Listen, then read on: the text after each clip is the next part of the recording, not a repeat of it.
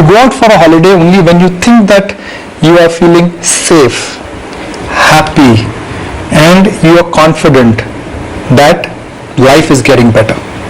That's the next focus with Mr. Kavinder Singh of Mahindra Holiday. Mr. Singh, first and foremost, Happy Diwali ji. Thank you very much for joining us. So very happy Diwali, Nikunj.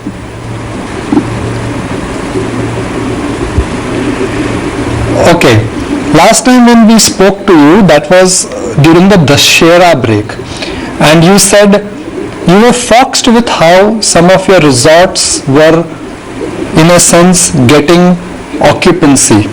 What is the update this Diwali? As good as Dussehra? Even better, Nikunj. What we are noticing is that people are very excitedly making their plans. They are heading to our resorts. Just to give you some numbers and give you a sense how we are seeing it, Maharashtra, Rajasthan, Goa, and Karnataka, Himachal, and Uttarakhand. These are the states where we are seeing a very, very good demand. Kerala has not picked up because of the issues that we have in the state at that moment of time. At this moment of time, if I were to look at the figures, I think last time when I spoke to you, I did mention to you in September we had touched 40% occupancy levels. October we closed at about 60%. In November, as we speak, we are looking to close beyond 70%, and December is looking good too. And most importantly, in the states that I mentioned, we are seeing occupancy in some of our resorts upwards of 90 to 95%.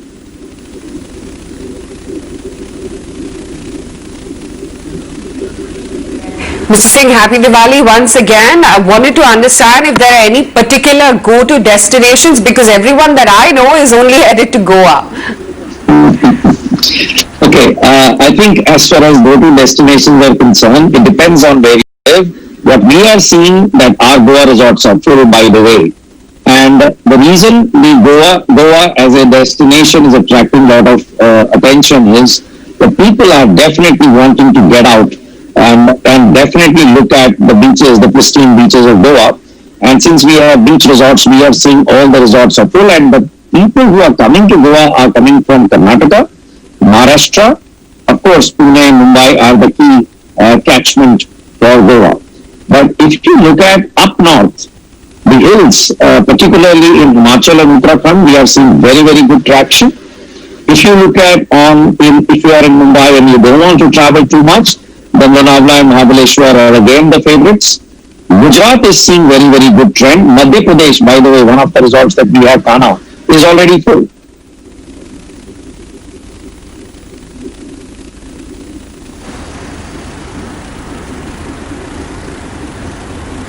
Sure. Also wanted to understand, besides the festive season and a couple of long weekends coming in, are you also seeing some advanced bookings for the next year already, given that we're going to close the year in about a month's time? And does that then give you scope to maybe hike your ARRs? As you know, ours is a slightly different model from the traditional hospitality players. We have a member base, and that leads to a very, quick turnaround in terms of our ability to build the occupancies. But having said that, let me just spend 30 seconds to explain to you that we have spent a lot of time communicating the idea of travel with confidence and Club Mahindra Safe Stay, which has given confidence to our members and guests to travel to our resorts. Looking at the trend, we have already increased our membership prices starting October. We already took a price increase in October. As far as ARRs are concerned, since very few of our inventory is open to non-members, ARRs are also seeing a very big movement upwards because this is a peak time. Coming back to your main question about how do you see the trends ahead since December is almost round the corner, I would say we have again an advantage. We see bookings much ahead in time. We open our bookings 4 months in advance. We are able to see December and January looking very, very good. In fact, we believe December we will close with about 80% plus occupancy.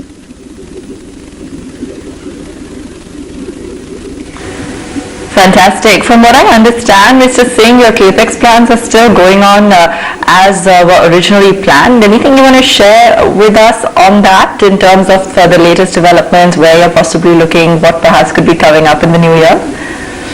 Right. So I think on the capital expenditure plans, as I think we were talking some time ago when I mentioned that we have a capital expenditure plan of about 1,200 crores, where we will add about 1,400 to 1,500 room units, we call them, because they're larger rooms, not like a typical hotel room. That plan is on track, and I just want to share with you that we should have our fourth resort in Goa coming in sometime around December. We are looking forward to open this beautiful resort of about 200 rooms. The first phase, 150 rooms will come in, and another 57 will come in the next year. We have a very beautiful resort which has floating cottages in Ashtamudi in Kerala. There again, the expansion plan is on track. That would add another 45 units. But as I speak, we are looking to break the ground in a new greenfield project which is near Ganpati Phule in Maharashtra. That would be another 150 room resort overlooking beautiful Arabian Sea. We are also looking to expand some of our resorts in Shimla as well as Puducherry. By the way, Puducherry is experiencing huge demand even in these times. So we want to expand Puducherry. We want to expand our Himachal Shimla resort, which is called Kandaghat. So our capital expenditure plans are on track. We are also closing some deals on the land because we are also buying land for our future expansion. And as we speak, we are an active buyer in the market looking for good resort properties whenever they come across at the right price.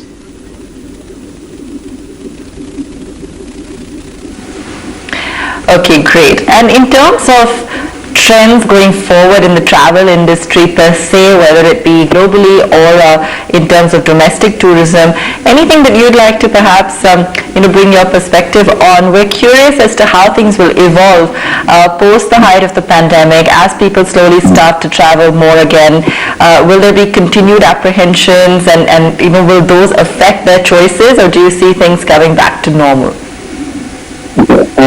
I think this is a very, very interesting question, and I would like to really make a go at it by looking at a very, very broader perspective. I think, as you rightly put it, the pandemic is continuing and probably will continue for some time, and therefore what will become most important from our internal research that we have done from our consumer speak, where we call it as voice of customer, what we have found is that people are very, very keen to know that when they visit our property or when they visit a destination, are they safe? And that is something we have focused on. I mentioned earlier, I think, about the Club Mahindra Safe Stay program. We have tied up with the best-in-class facility management services provider for hospitals, the best in disinfection protocols. On top of that, we have Bureau Veritas, which will constantly certify us that we are COVID safe. That has also given us good confidence because almost all our resorts, by the way, are open now. I just also wanted to mention that, and they are COVID safe in terms of the certification. So the trust will be very, very important, and it's a great opportunity for brands to further build on the trust. I think what we have done during the last 6-7 months, and you can see that from our results also, we have been able to build on the trust that we have with our customers, and that, to my mind, will be the single biggest thing. Other trends that I see, people will not travel in groups, larger groups. They will travel in closer family groups, people whom they are comfortable with. And so the group travel will continue, but in a smaller group in which you are comfortable with. So that's the second trend that we see. The third trend that we are seeing is, the backyard travel. Everybody wants to do a 3, 4, 5 hours drive and get to the place where they can be out there in the nature. One of the biggest things that I see as a result of this trend is that when people travel to remote locations and not in the city destinations because of the pandemic and even post-pandemic, to get a feeling of outdoor, what would happen is that those communities around those places where people go, where our resorts are or where other resorts would be, those micro-economies and micro-communities would also tend to benefit. So that's a positive spin-off that will happen. And in line with the fact that the outdoors will become a major trend, we have invested in a company called Great Rocksport, which will provide outdoor experiences to our around the city border and also at our resorts.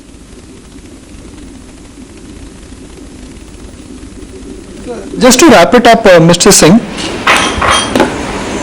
let's assume that FY21 is a gap year for the hospitality industry. If I take the gap year out and talk about FY22, how is FY22 looking? So Nikunj, I'm quite confident that the way things are coming back, at least for our business, and I did mention that we are not a traditional hospitality business, we are a membership business, and we have been able to conserve our cash. So we are actually looking forward to opportunities coming in FY22, which will help us expand our resort portfolio, experience portfolio, like I mentioned about the Great Rocksport, and therefore reposition ourselves as an experiences player, which we have always been, but we are now seen as even more, and outdoor experiences, getting back to the nature, and also for the full family, a range of experiences. That to us gives us a big confidence that there will be, a big rebound in the business, and I am reasonably confident that if I were to look at FY20, which is the year that went by, I think we should be better than FY20 and FY22. But in terms of profits and the other operational metrics, even in FY21, we are going to do better than FY20.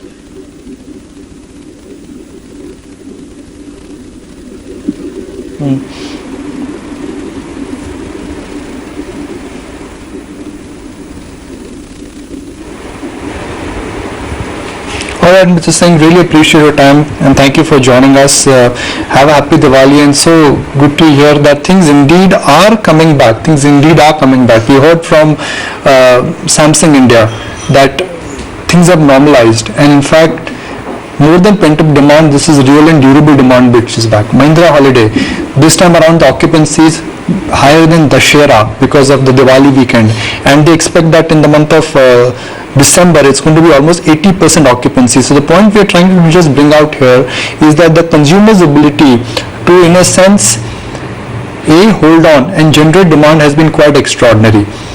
India has learned to live with COVID, but that does not mean, our viewers, we drop our guards and don't wear masks and do not maintain social distancing. But yes, adaptability is something, and ability of the consumer to come back is something which I think has been very, very clear. Now, what's happening to the malls? Are the footfalls this time low? Of course they are low.